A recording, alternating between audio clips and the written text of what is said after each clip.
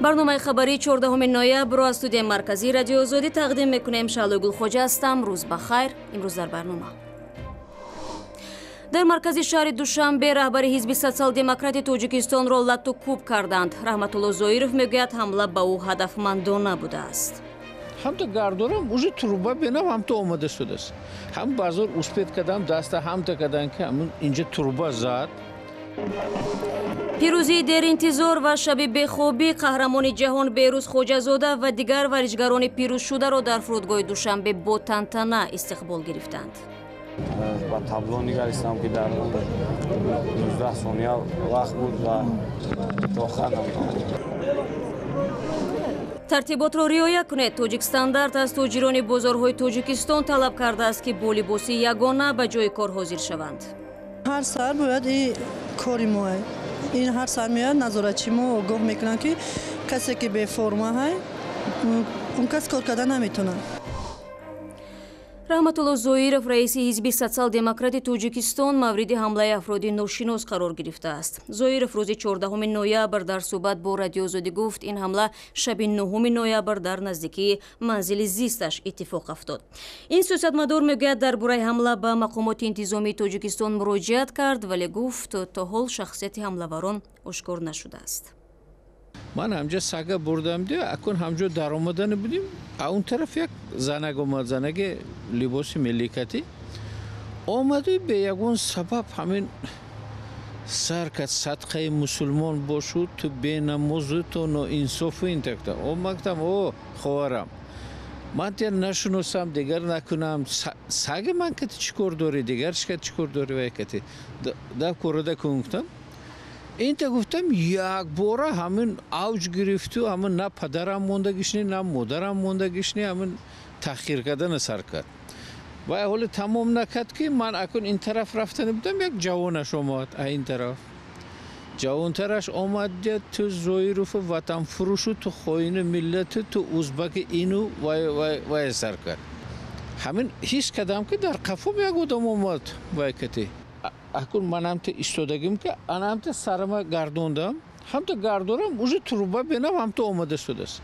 هم بازار اسپید کردم دست هم تا کردن که همون اینجا تروبا زد وقت تروبا زدن من اینتا خم شدم که من اینجا بزد دویم او در کی من پام همجا جو هست هم تا لب راه ماشین با در می جو بغلتید یک بار این وقت او در کرده سگم یک بار هور کرد خودش همون پرتاخت خودش پرتاخت این اکو دستمنده یک طرف من پوچکم جو بغلتید دویم طرف این کشول کرد که من غلطیدم که باید همین در قفو بودگی همون گریخت طرف ماست با اینجا ورسیه ها بفکرم زیاد میشد این مسئله ها کتی برای که نو سپورشی و مخصوص تیار شدگیش این معلوم است از بس که وای ها نام و فامیلی مرا گرفتند خوین ملت و ازبک و پدرانلت و کثافت و دیگر این خیلی گپا آدم ناشناس یا که ناتیار یا ناآماده این خیلی گپا گفتن نمیتونه. از خبری لاتو با گزارشی خوشحالکننده رو میوریم. شب 14 نوامبر فرودگاه بین‌المللی شهر دوشنبه شاهد پیشوازگیری با تنتنه جوان پهلوان توجیک و اکنون قهرمان جهان اوید به سامبو بهروز خوجازاده شد. این ورزشکار 22 ساله روز 11 نوامبر در سابقه جهانی در شهر سوچی با رقیبانش پیروز آمد و صاحب مدال طلا گشت. بهروز توانست با گذشت بیش از 40 سال تجربه سید مومن رحیموف جوان پهلوان توجیک را تکرار کند و تقریبا به قهرمان ملی تبدیل یابد. همکاران ما هم از جمله پیشوازگیرندگان در فرودگاه بودند. در دل شب صدها نفر در فرودگاه دوشنبه به استقبال پهلوانان تاجیک جمع آمدند. همین لحظه ها باید از فرودگاه ورزشکاران تاجیک از جمله بهروز خاجزاده قهرمان جهان اوید به سامبو بیرون شود و ما هم حالا می رویم به استقبال ورزشکاران.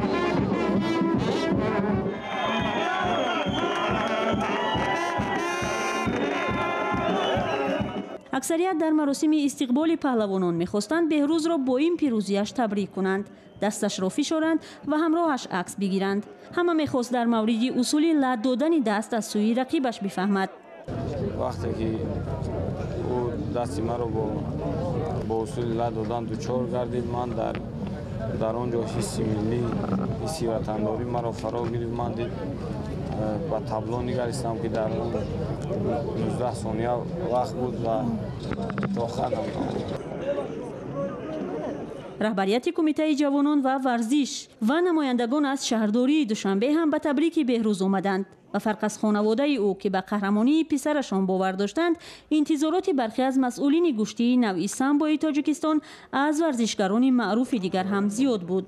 Ба гуфтаи Маҳмадшариф Сулаймонов, мураббии варзидаи гӯштии варзишгарони тоҷик метавонистанд ҷоизаву унвонҳои бештар ба даст оранд, вале дар чанд маврид доварон ба иштибоҳ роҳ доданд ва ноҳақӣ карданд.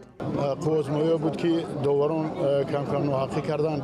алал хус паҳлавонони дастаи мунтахаби русияро хеле дастгирӣ мекунанд. мура доварон дар қувозмои вазни 52 кило паҳлавони мо бисёр омад кард, вале паҳлавони русияро дастгирӣ карданд.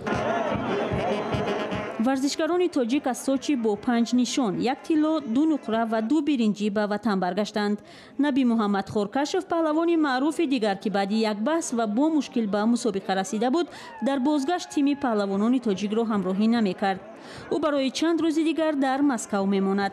мусобиқаи ҷаҳонии самбо байни 93 давлати дунё баргузор шуд. Ба ифтихори ғолибияти варзишгари 22-солаи тоҷик Беҳрӯзи Хоҷазода барои аввалин бор баъди 14 сола суруди миллӣ ва парчами Тоҷикистон боло шуд. ғолибияти Беҳрӯзи ҷавон бар рақиби бо таҷрибаву овозадораш Стефан Попов то дер дар хотираи мардуми тоҷик нақш хоҳад баст.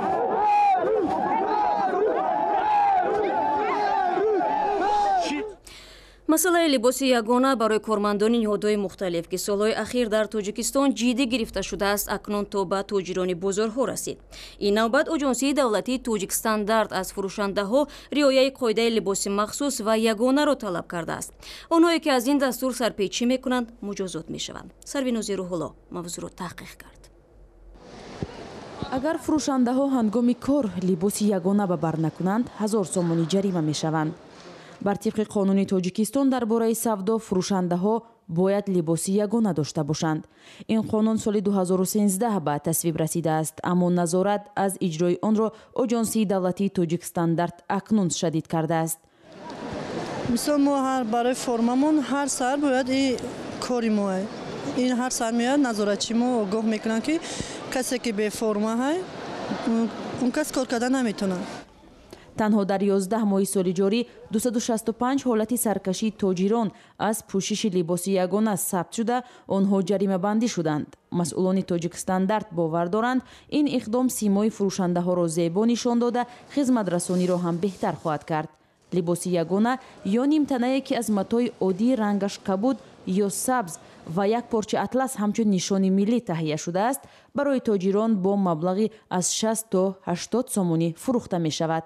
ҳоло оҷонсӣ дар ҳамкорӣ бо тарроҳони маркази хизматрасонии дунёи нав намунаи гуногуни либосҳои ягонаи корӣ барои соҳибкоронро таҳия кардааст. барои онҳое ки намехоҳанд нимтана пӯшанд, чанд навъи пешдоманҳо таҳия ва пешниҳод шудааст. дар ин пешдоманҳо дар баробари истифодаи порча аз атласу адрас, ҳамчунин нишони корхона ва ширкати фурӯшгоҳ инъикос ёфтааст. мутаассифона баъди гирифтани шаҳодатномаи хизматрасонӣ онҳо ба қонуншиканӣ роҳ дода манамун либоси кориро истифода намебаранд. ва имрӯз хеле дидед Тоҷикстандар тасмим гирифтааст дар ҳолати надоштанашон тибқи кодекси вайронкунии маъмурӣ нисбати онҳо чораҳо андешида ҷарима таъин кунанд. ҷарима барои ин гуна фурӯшандаҳо ҷазои охирӣ нест. мақомот метавонад шаҳодатномаи хизматрасонии соҳибкорро бозпас бигирад. он чи тоҷиронро норизо кардааст миқдори ҷарима аст. онҳо мегӯянд барои фурӯшандаҳо хеле гарон аст. таҳлилгарон ба ин боваранд ки пушти ин ҳама дастурҳои нав ба нав тиҷорати гурӯҳҳои мухталиф мечархад ки ба манфиати тоҷирон нест ва соҳибкоронро аз тиҷорату савдо гурезон мекунад.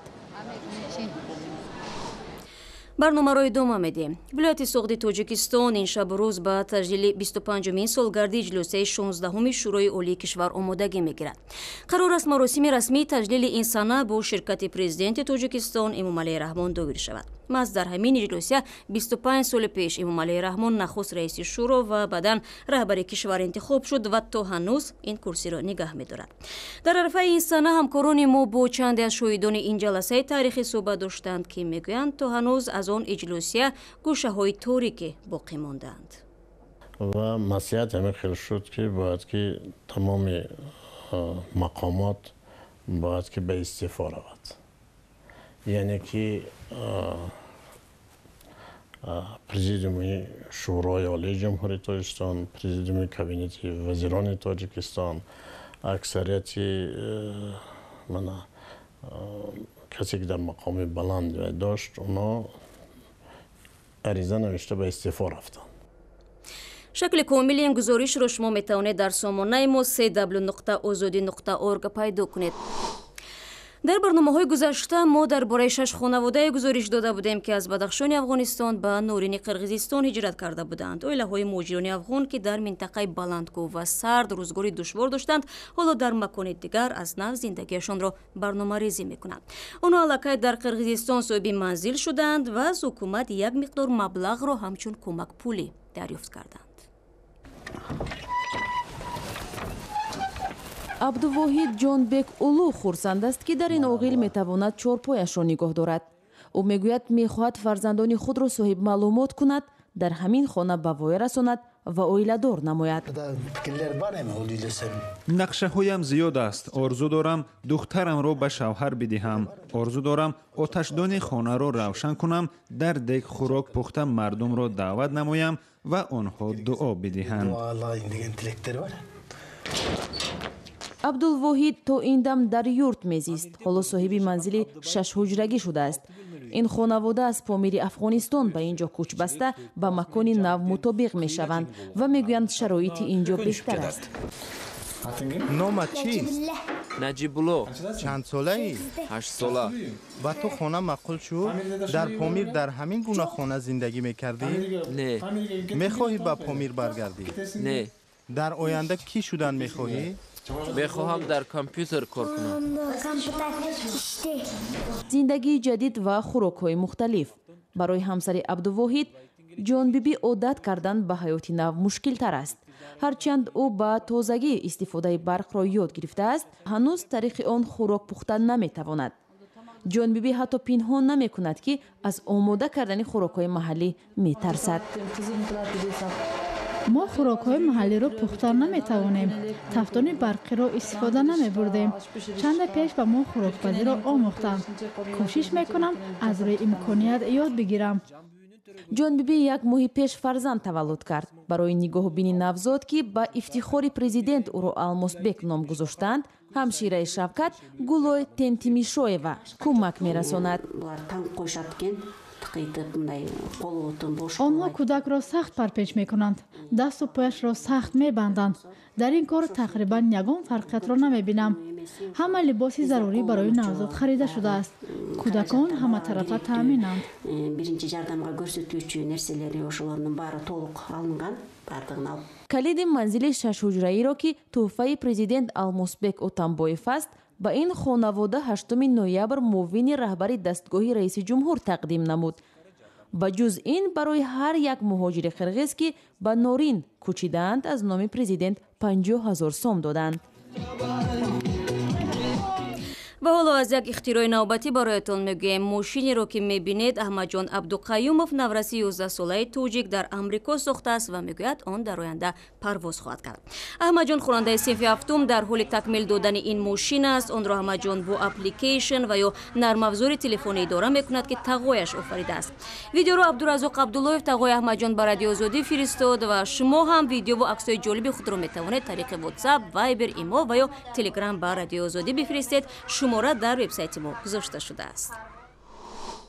бо ана ҳамин навори умедворкунанда барномаи имрӯзро то 24 соати дигар анҷом медиҳем. тафсилоти хабару гузоришҳои имрӯзу дирӯз ва мавзӯи рӯз дар сомонаи мо www.ozodi.org гузошта шудааст. саҳифаҳои мо дар ҳама шабакаҳои иҷтимоӣ фаъол аст ва албатта тамошои озоди видео ютубро фаромӯш накунед. ҷаҳони сипос ва то барномаи фардо. худо нигаҳдор.